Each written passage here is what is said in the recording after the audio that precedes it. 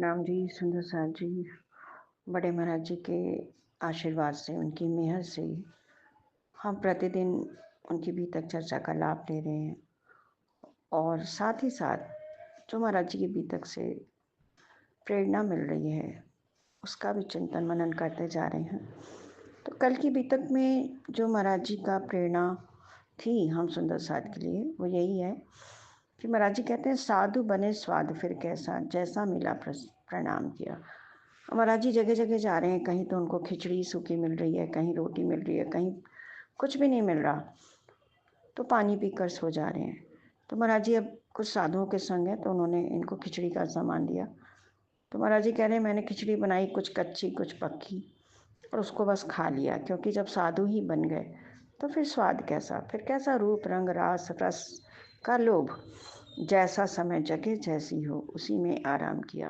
तो साधु वही है कि जो जैसा समय हो वैसे गुजारा करे, जैसी जगह मिले उसमें गुजारा करे, उसी में आराम समझे, उसी में ईश्वर की कृपा समझे। जैसा कि महाराज जी ने चल के दिखाया सुंदर साथ जी, ऐसा हमारा भी जीवन साधु में यदि हो जाए, यदि हम भी इन प्रवृत्तियों को अपने जीवन में उतार लें कि जैसा समय आए वैसा गुजारें, उसका शुक्र करते हुए गुजारें, विनम्रता और गरीबी को अपना संग कर लें, जैसा मिले, कोई स्वाद कोई रस का हमें लालच ना हो, कोई तृष्णा ना हो, कोई इच्छाएं ना हो।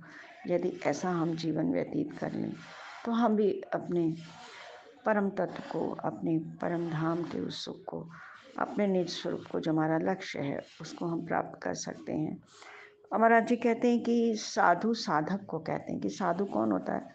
जो साधना करता है, जो वो साधक होता है। तो साधक का क्या है? साधन होना लक्ष्य प्रधान। उसकी साधना जो है लक्ष्य प्रधान होनी चाहिए, यानी उसको अपना लक्ष्य, अपना मंजिल उसको स्पष्ट होनी चाहिए कि मुझे यहाँ की प्राप्ति करनी है, और उसी के लिए उसको साधना भी करनी चाहिए।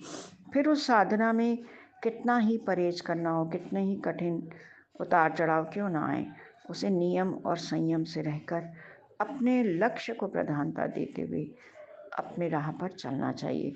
तो महाराज जी कहते हैं कि साधु साधक को कहते हैं, साधन होना लक्ष्य प्रधान, साधन है परहेज निभाना, यही नियम और संयम।